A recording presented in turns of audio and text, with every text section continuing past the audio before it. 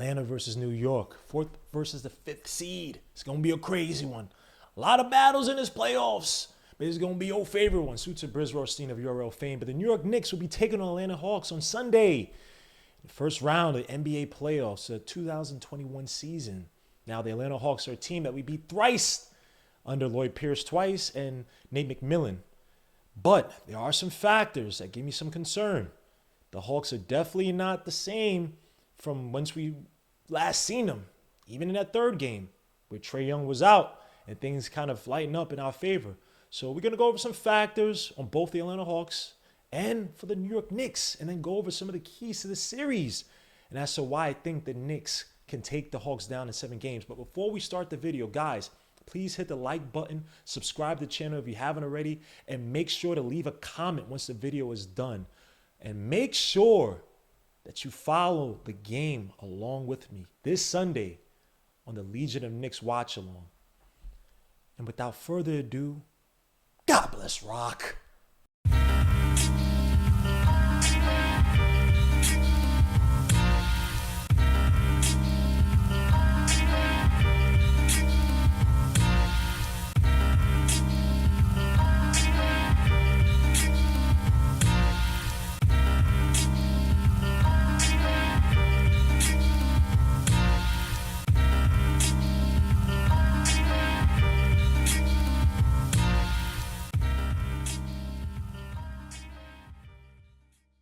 So let's get down to it. The Atlanta Hawks finished the season 41-31 after a disappointing start by Lloyd Pierce, who was fired around March 1st. In his replacement comes Nate McMillan, a guy who's well-traveled, coach for the Seattle Supersonics, the Portland Trail Blazers, one of my favorite players, Brandon Roy, and then the Indiana Pacers. The guys come in, done a bang-bang job. The team seems to be better regarding rotations, a lot more effective on defense, led by Trae Young, who's averaging 25 points a game, point guard extraordinaire. John Collins, the ever so offensively gifted forward who can slash, attack, and shoot from the outside. Clint Capela, double-double machine, a guy who's come over from the Houston Rockets, kind of refound himself with the Atlanta Hawks, a guy who can give you a solid 15 and 12 night in, night out, one of the better offensive rebounds in the game, and one of the more proficient pick and roll artists in the game as well. You got a plethora of shooters on the team, whether starting Bogdanovich or come off the bench, guys like Kevin Huerter, Tony Snell, who's hitting over 50% from 3 this season. You got guys like Solomon Hill, defensive sieve, who's not the most prettiest in terms of his offensive game, but can come in, play hard-nosed defense, and play a little dirty at times. You got DeAndre Hunter, who's coming back from a knee injury. A talented forward is also drafted in an RJ Barrett draft. Guy coming back who's been in minute restrictions, but a guy who can score from the outside, the inside, can attack, and also defend guys slightly bigger than him, guards, talented player. This Hawks team is nothing to sneeze at. So let's get down to some of the more statistical factors that I think might present or be a problem for the Knicks in the series. Now, when you look at this Hawks team, they're one of the more balanced teams on both ends of the floor, averaging 113.7 points a game, which was good for 13th in the league, and only giving up 111.4 points a game, which ranked 12th in the league. Now, when you look at what happened under Lloyd Pierce, there are a lot of issues regarding his relationship with key players such as Trae Young, communication efforts, rotation issues, where he's making these questionable decisions, especially late in games. What Nate McMillan has brought some practicality. Now, if you listen to some of the analysts who cover the Hawks, a lot of things that we're saying regarding the difference between Lloyd Pierce and Nate McMillan comes down to better communication by the players on defense, better closeouts, better help on the pick and roll, or ball penetrators getting into the paint. And it just seems to be that Nate McMillan has cleaned up a lot of the issues that Lloyd Pierce brought on. Another thing regarding Nate McMillan is that he plays a lot of positional defense versus cross-matching guys and putting this guy on a guy that may be taller or smaller than him. He likes to keep it really plain and simple, which has definitely helped out this Hawks team, even given the injuries such as to DeAndre Hunter, where Solomon Hill came in and did an admirable job on defense for the team. And regarding another thing on defense, even though the Knicks don't shoot a lot of threes, even though we're proficient at it, or efficient at what we do shoot, the Hawks had the 3rd best three-point defense in terms of percentages at only giving up 34.9% from the outside this season. So definitely a solid job by Nate McMillan. Some other things to point out is the offensive rebounding. Something that could be an issue for the Knicks. Now, the Knicks are one of the better so-called defensive rebounding teams, but the Hawks are one of the better offensive rebounding teams in the league, ranking 7th in the league at 10.6 a game. And look at their putback points per miss at 23.5, which ranks 2nd in the league. And a lot of that has to do with guys like Capela, who's done a good job maturing or getting better, let me say, as a rookie this season. And the thing with this issue, or this factor that creates an issue for the Knicks, is that we've seen games like the Lakers game or that Celtics game where freaking Romeo Langford had 3 or 4 offensive rebounds. I think 3 of them led to about 9 points from his dirty work on the glass.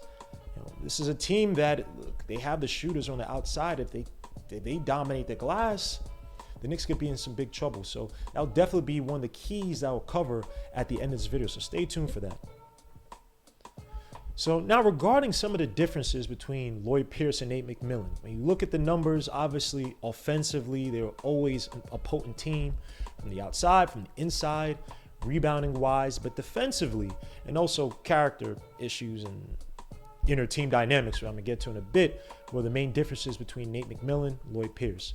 Regarding Lloyd Pierce, there's some issues with he and John Collins, Cam Reddish, Trae Young, and basically a lot of the guys on the team. He couldn't manage the egos. He came out publicly in 2019 and said that he wasn't going to run plays for John Collins and called him selfish when John Collins wanted to have more of a role on offense. And you've seen how John Collins has definitely blossomed a little bit more under Nate McMillan. His issues with Trae Young, where essentially, he couldn't, I guess, manage the ego of Trae Young, and maybe some pressure from the league as people started to complain about Trae Young's foul drawing ways. He had issues with Cam Reddish, where it came out that some players thought that Cam Reddish was being bullied, and anonymously players were complaining that they'd rather prefer another coach over Lloyd Pierce. And then a lot of the rotations at the end of games, one of them being December 2019 against the Heat, where he put in DeAndre Bembry for defensive purposes and then failed to put back in Trae Young once the Heat cut the lead. The Hawks going to lose a close game. Another game against the Cavaliers where Trae Young was, for some odd reason, made to be the out-of-bounds passer. Couldn't get the ball back to make the final shot, and they go on to lose a close one to Cleveland Cavaliers. And then you tie in all the injuries, the DeAndre Hunters, Gallinaris, the Rondo, who they just signed, Chris Dunn, and it just seems to be a match made in hell regarding Lloyd Pierce and his tenure with the Hawks. But when it comes to Nate McMillan, who, again, Nate McMillan has a fairly solid career. I won't say story, but a solid career coaching-wise in the NBA. Obviously, everyone knows him from starting out with the Seattle Supersonics back in the day with guys like Ray Allen, even before that, Vin Baker, a bunch of guys, freaking Vitaly Potapenko. I'm sorry, I apologize for butchering the name.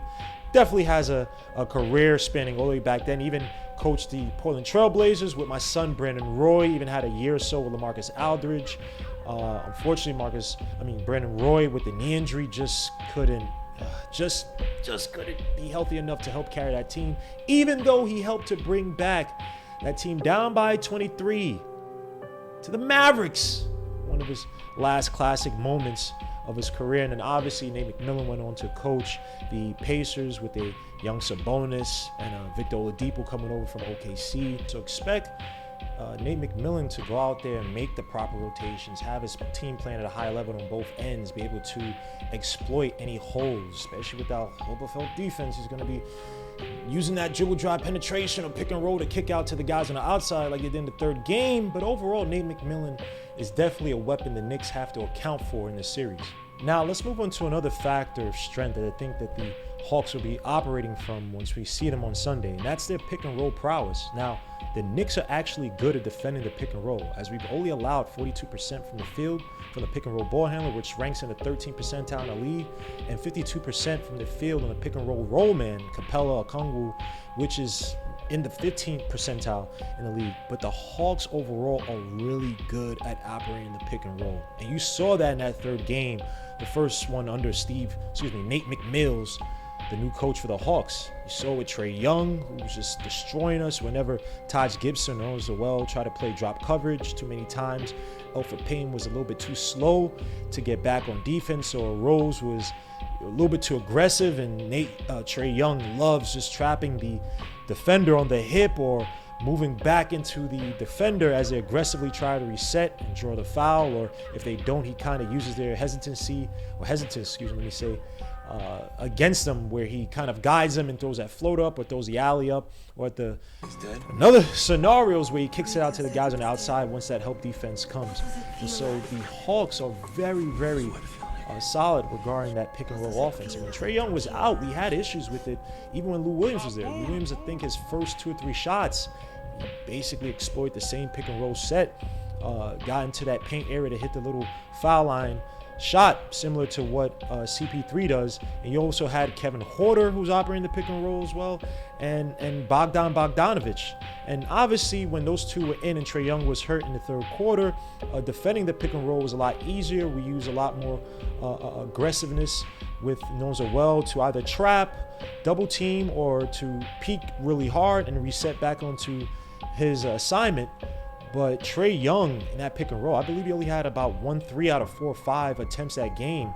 He was murdering us on that pick and roll. We had no answer for it. Even when we were trying to be aggressive, we had no answer for it. So the pick and roll will definitely be a weapon that the Hawks will be utilizing against us, and Trae Young will be at the heart of it. But enough about the Hawks. We know about Trae Young. We know about the three-point shooting, where 6 of these guys are shooting over 36% from 3, and it's not one of them are Trae Young. We know about the offensive rebounding. We know about the improved defense and better rotations, communications on defense, closeouts. We know about Nate McMillan's coaching. We know about their pick and roll men in Capela and Okongwu, who have done a solid job this season. We know about their offensive rebounding prowess and their putback. We know about all that stuff. Let's get to the Knicks. Let's get to the strengths that I think can help the Knicks neutralize the prolific offense, or so-called prolific offense of the Hawks, and one that being the help defense. Like I said, the help defense is king. The Knicks have the #1 defense in the league. Now, I still think they give up way too many threes, and unfortunately, the help defense leaves the perimeter open, especially when you have solid dribble drive penetrators or guys who can utilize the pick and roll at a high level of proficiency and impact. But again, the Knicks are one of the best teams at defending the rim. Their defensive rebounds, they rank 7th in the league. Opponents' percentage regarding their field goal percentage right at the rim at 60.5%, which is 1st in the league. Opponents' putback points per miss. Yeah, the Hawks are #2 in the league. Oh, that's cute. The Knicks are #1 in the league at 16.6 putback points per miss in the league. And their pick and roll defense, which is, it still leaves some room for improvement. They're giving up 42.6% from the field and 47.1% effective field goal percentage. Again, that perimeter is open once the help defender or the help defender comes and helps in stopping the dribble drive penetration to the paint. Guys like RJ Barrett or Bullock have definitely been sucked into that paint defense to help out, and many times their guys are hitting from outside. So it's definitely a weak spot regarding the Knicks' help defense, but overall the Knicks have had a defense that stifled, confused teams, that have left us a chance to compete against some tough teams. At the end, you saw it in the Hawks game. The Hawks, the first game, they were up by double digits. Second game, they were up by at least 9 against us, and they struggled to close out. Obviously, I was under Lloyd Pierce. The second game or third game against the Hawks, they definitely struggled against that help defense, like I mentioned before, where they try to use guys in replacement of Trae Young, such as Kevin Huerter and Bogdan, to operate that pick and roll. It just was not as effective once Tom Thibodeau was aggressive in either icing or using Noel to neutralize the pick by double teaming and being aggressive on the peak. You saw some other games like the Mavericks or even the Grizzlies game where teams basically kind of wore down, and despite the leads or the advantages they had over us, couldn't close out these games because that help defense left some of these teams trying to go ISO one-on-one, and guys like John Morant struggle, guys like Luka Doncic and KP struggle late in those games, and allowed the Knicks to get back into the game and win it with some solid offense in the end, even though we're not one of the better offensive teams. So again, the help defense is key. Has some attributes that can definitely help us. If not totally stop guys like Trae Young or some of the outside shooters, at least neutralize the impact to some extent to leave us with a chance in the waning minutes of the fourth quarter. Now, let's get to another factor that I definitely think will be a weapon for the Knicks in this series, and that is the Knicks bench. The Knicks have one of the better benches in the league. We rank 12th in points per game, We rank number 2 in three-point percentage, and we're number 2 in net rating. The Knicks have a formidable bench, all led by Derrick Rose, who's done a bang job this season. This guy has been a godsend from the Pistons. Now, granted, Elfrid Payton is definitely a reason why Derrick Rose is featured, or his impact has been felt, because Elfrid Payton has been so inept on the offensive and many times the defensive end. But Derrick Rose still has a Hall of Fame ability that we can deploy on second rotations, weaker guards, even weaker front court defenders, weak side defenders, whoever it may be. Derrick Rose is a guy who can take out a little bit of that magic dust from 2011, his MVP year, and utilize it against teams weaker, or I won't say weaker, but ancillary rotation role players, and then be able to save it for fourth quarters. His ability to drive, to kick out, to operate on the pick and roll, be able to make these great passes on fast breaks. His crossover ability, the ability to hit that little foul shot. He's shooting around 47-48% from that foul line, a little bit in and out of it. And the league average around 44%, so he's definitely been above average player in that area. His ability to even get even closer and operate and score and execute in the paint. His shots to hit timely 3 points a season, and what I call him each and every time, he's a broken playmaker. How many times have you seen Derrick Rose with time winding down where the Knicks weren't able to operate the horns or pick and roll, and they just dump it off Derrick Rose with about 8-9 seconds left on the clock, and he could attack his guy off the dribble, stop on an instant, and hit that little mid-range shot. Derrick Rose has definitely been a godsend for the Knicks, and you also have to account for guys like Immanuel Quickley, who went through his so-called rookie wall, is now one of the better three-point shooters from the catch and shoot, shooting around 46.6% from catch and shoot threes. His frequency is going up from around the mid-teens area to around 20% this season. And so he's been able to get above his so-called rookie wall, where everyone thought he was figured out with the so-called floaters and unorthodox shots he'll take from that category. And he's been able to be a solid off-ball player, essentially playing alongside Derrick Rose, is definitely helping out, where he doesn't have to be the so-called point guard and just be this effective combo guard off the perimeter. Alec Burks has been excellent this season, coming back from injuries. He's definitely struggled in games immediately after injuries, but he's been solid as a primary ball handler late in games where he and RJ Barrett will share those duties late in games, or he and Derrick Rose. Alex Burks has been excellent as a pick and roll option, be able to get in that pick and roll, trap his defender, shoot the little foul shot, draw fouls, hit important threes, whether it be in a corner or near the top of the key, even though his shot is so weird and janky, he doesn't get enough lift and it's really sharp, but he's been really effective going down the stretches. Taj Gibson has been excellent for the Knicks this season. As a guy come off the bench, be able to show up that front court offense and the defense. This guy's been using his IQ and acumen to attack zones, whether it be 2-3, 3-2, 1-3-1. He's been able to break these zones, flash at the foul line, send the proper pick for the pick and roll, for the ball handler, allow him to penetrate, his spacing, his passing out to guys on the perimeter once breaking that zone, his ability to defend at the point of contact, his ability to come out on the perimeter and also defend. We talk about his ability to play drop coverage, allow the pick and roll defender to reset, whether it be Elfrid Payton or Derrick Rose or even Alec Burks. Taj Gibson's been excellent for the Knicks. Now, another significant factor that the Knicks have in their pocket to be able to utilize to beat the Hawks will be probably the most obvious, and that's Julius Randle, Mr. Can't Handle Randle. Now, Julius Randle has had a solid season, putting up 24 points a game, 10 rebounds, 6 assists on 56% shooting from the field, 41% shooting from three. But against the Hawks, he's mollywopped them all 3 games, put up 37.3 points per game, 12.3 rebounds a game, 6.7 assists a game on 58% shooting from the field. 50% shooting from three and 82% from the stripe. He absolutely abused the Hawks, especially John Collins. Remember that baseline drive he had? We just knocked John Collins down. John Collins just looking up like he just got robbed or something like, please someone help me, I've fallen, I can't get up. Can't handle the Randle is definitely a mismatch for the Hawks forward. Now, he did have a little bit of what's saying against DeAndre Hunter in that first game, but again, Julius Randle's physicality, his ability to hit the shot off the dribble, his ability to hit the shot from outside is definitely a weapon. against the Hawks. And whenever he wants to use his physicality, whenever he wants to join the defenses so he can kick it out to guys like RJ Barrett or Reggie Bullock or IQs or Derrick Rose, he can do it at will. And so it's going to be up to Julius Randle. Again, another thing he has to watch out for, little any dirty ticky-tack fouls or plays by guys like Solomon Hill, who definitely try to play on his emotions. And, Julius Randle's going to have to display some solid emotional intelligence. You're going to have to play the diplomatic game with the reps. You got to make sure that Solomon Hill ain't out there trying to rile you up for easy techs here and there or bad fouls, because sometimes Julius Randle does like to go back on the other end, whether it's, whether it be him defending, and he goes back on the offensive end. He likes to try to assert himself by being uber aggressive and, driving into double teams and not pass out of double teams, or posting up in against zone looks where guys are right there to help out and tries to use physicality to push over the defender and then try to get the refs to give him a call. And many times it doesn't work out to his favor. So Julius Randle is definitely going to have to utilize his IQ, which I think he has, and his decision-making to bring out the best of his abilities, because those numbers, he is absolutely dominant against the Hawks. Now, let's get to some of the keys to the series.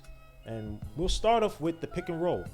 The Knicks have to try to find a way to ice or disrupt the pick and roll and try to limit the amount of drop coverage you play on Trae Young. Now, in that third game, Trae Young definitely exploited Taj Gibson and Noel when they try to play drop coverage and allow for Elfrid Payne or Derrick Rose to reset. Derrick Rose drew about 2 or 3 quick fouls on Trae Young, and Elfrid Payne was just way too kind of slow to reset back onto Trae Young. You catch him on the hip and throw up the floater or the little mid-range shot, or throw up the pass, alley-oop to a Capela or even a Kungwu. And he definitely exploited our inability and basically our soft drop coverage on him in the pick and roll setting. So the Knicks need to find a way to, whether it be the double team, stop him from splitting the defense, whether it be a double team up high, prevent him from getting him into pick and roll using the whether it be Derrick Rose, Elfrid Payton, whoever the defender is, to ice the pick and roll and prevent a Capela or Kungwu from setting the pick in the first place, forcing Trae Young into a favorable area where the help defense could kind of help peak, and the ball handler can come and force Trae Young into a bad, deep mid-range and still be able to close out in a 3. And an interesting way to stop the pick and roll with Trae Young would be to utilize Frank Ntilikina. Now, I know. Frank Ntilikina has been somewhat of a bust. Never truly developed in the so-called point guard or any type of guard really for the Knicks, but he's definitely, it pains me to say, but he's definitely been able to improve his three-point shooting. And even though his defense has kind of waned a little bit regarding the fact that he's been a little unhealthy with his groin injuries, and he's put on a little bit of weight, he's been a little bit too muscle-bound, and his hips have gotten a little bit more stiff, he's been a little bit more foul-prone, but he's still our best defender when shifting his hips on defense. He's definitely shown in the past that he can prevent Trae Young from utilizing dribble drive penetration. And even a few years ago, I believe it was a preseason game, he was able to disrupt the pick and roll by double teaming high and early against Trae Young, and they were able to pull out that win despite the fact that before Frank Ntilikina was deployed in icing the pick and roll and forcing or trapping Trae Young high up with the double team and using his length to block off the passing lanes. Trae Young was basically mollywopping us easily with the pick and roll. So definitely Frank Ntilikina will be an option. And one rotation I like to see Frank Ntilikina be utilizing once icing Trae Young in order to minimize, I guess, the lack of offense you're probably getting overall from Frank Ntilikina is a lineup that consists of Rose, RJ, Randle, and Taj. And now the reason why I picked this lineup is because I've seen this lineup, Rose, RJ, Taj, and Randle, utilized alongside Quickley. And Quickley was used as a catch and shoot artist. And I've seen teams try to run zone at this rotation, and we were able to break out of the zone. We were able to run a pick and roll with Rose and Taj. And when worse came to worse, Rose able to kick back out to guys on the perimeter, whether it be in the corner or the wing, and with IQ or RJ Barrett. And so Frank Ntilikina, who again, I'm not saying he's the most prolific regarding his scoring, is definitely an option where you don't have to utilize him as a primary ball handler. You have Rose, you have RJ, you even have Randle as a point forward. You don't have to have him moving around a lot regarding his off-ball movement. You can stash him near the wing or the corner.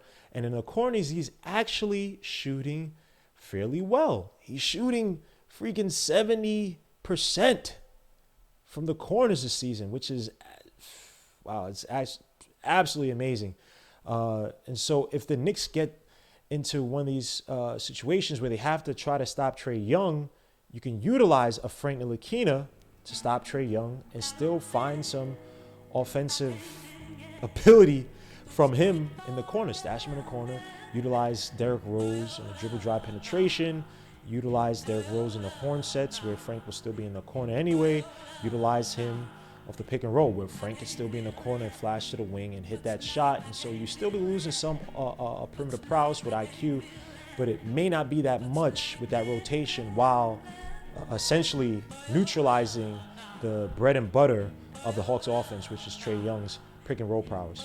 The next factor, or the next key to the series will be controlling the boards. Now, again, like I've said, the Hawks are number 2 regarding putback points on offense, putback points per miss, that is, and number 2 in putback plays per miss. So the Knicks have to be aggressive in defending guys like Capela, guys like John Collins who may be crashing, a Cone who may come in off the bench, DeAndre Hunter. But this is where a guy like Elfrid Payton can show his worth. Now, granted, I know Elfrid Payton is going through his issues. He's mopping around. He's not being effective on offense. Every time he misses a gimme layup, he's looking at his hands. He's befuddled. But hey, Elfrid Payton provide value by crashing the boards.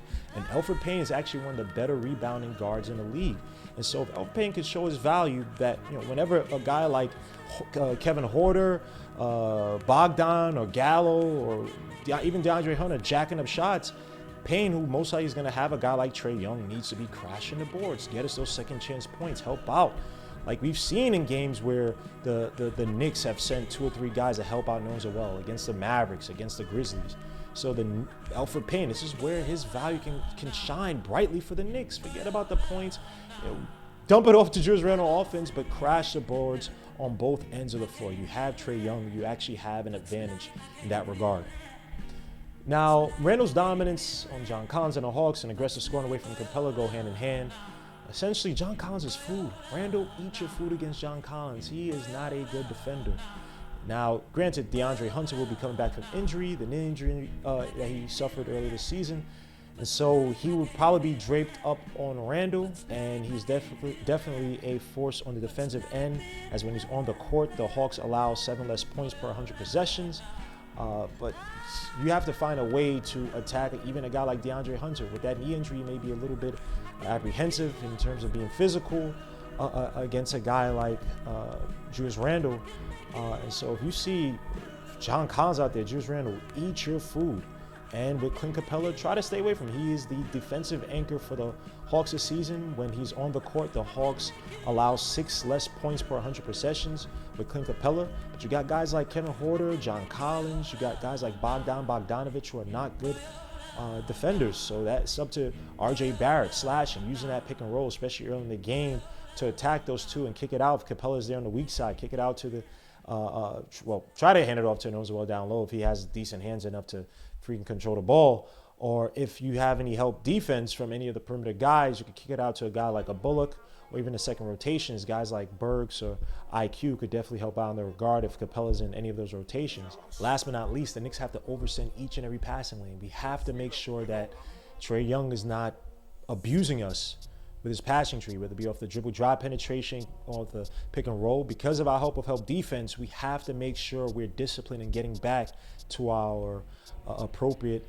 assignments. We don't need Trae Young splitting the defense and kicking out to an open guy on the perimeter because an RJ Barrett or Reggie Bullock fed way too much into the paint defense when there's already maybe the point guard resetting back, or the help defense who's doing a decent enough job in containing Trae Young. And it's not just Trae Young. They have Bogdanovich running a lot of pick and roll. They have Kevin Huerter on the ball a lot. They even have John Collins on the ball on the outside, especially. He's become an adequate three-point shooter. So these are guys that we have to watch out for. The Hawks actually rank at the bottom of the league regarding the assists at 20th, and at the bottom of the league regarding assisted three-point shots. So it's not just a pick and roll. It's not as if everything's going to. Again, the Knicks have to make sure that they oversend each and every passing lane with this team, as they have capable shooters and they have capable guys who can operate the pick and roll and the dribble drive. But guys, that was my video, my preview for the Atlanta Hawks versus New York Knicks this Sunday. where I think that the Knicks have a good chance to beat the Atlanta Hawks. Now, granted, the Atlanta Hawks have Nate McMillan, who's a high-level, high-thinking coach, definitely battle-tested, playoff-tested. They have talent, offensive talent out the wazoo. Trae Young, Bogdanovich, Gallo, Kevin Huerter. You have DeAndre Hunter coming back. Capela, John Collins. They even have Dirty Solomon Hill that the Knicks have to watch out for. And again, that pick and roll is definitely going to be an issue for us. The outside shooting is definitely going to be an issue for us. And the improved discipline on defense is definitely going to be an issue for the Knicks, where I think they're going to try to double team and attack Randle early, try to get the ball out of his hand, similar to what the Suns did to us that first game, and make sure he's not a factor. However, despite the fact that Knicks probably don't have the most talent in the league, or that much talent on the front end, I think the Knicks have enough on the defensive end. I think we have enough discipline with the help defense. I think that Tom Thibodeau, who is a high-level coach, will be able to adapt and find ways to neutralize or at least slow down Trae Young enough to give us a chance late in the fourth quarter, and definitely get production out of our bench, get solid wing production from guys like RJ Barrett, who's he is a 40% three-point shooter. Michael Red in the flesh, just joking. And also get production out of guys like Reggie Bullock on both ends of the floor, Noel, who's a capable at the point of impact defender. And again, guys off the bench, our prolific bench, who's been not just prolific in the NBA, but also against the Hawks. I think the Knicks have a chance. I definitely think it'll go to Game 7. It'll be a tough series. But guys, let me know what you think. Do you think the Knicks have a chance against the Hawks? Who you think will have to step up? Will it be Tom Thibodeau and his thinking? Will it be Julius Randle to carry us? Will it be RJ Barrett? And again, you have a bunch of guys who are rookies as well too. Let me know. Do you think IQ is going to have a big series? Do you think Obi's going to have any impact? Do you agree with Frank Ntilikina be utilized as a weapon in order to execute the ice pick and roll against Trae Young and neutralize him, while be able to provide us some outside shooting when he's in certain rotations? What do you guys think? Please leave a like, subscribe to the channel if you haven't already, and leave a comment. Let me know what you guys think. And be with me on Sunday as I do a watch along for this game with the rest of the Legion Knicks family. Join us as we have fun. We talk ish, eat, drink, laugh, hopefully not cry, as the Knicks take on the Atlanta Hawks. But until then, peace, salute, God bless. We out.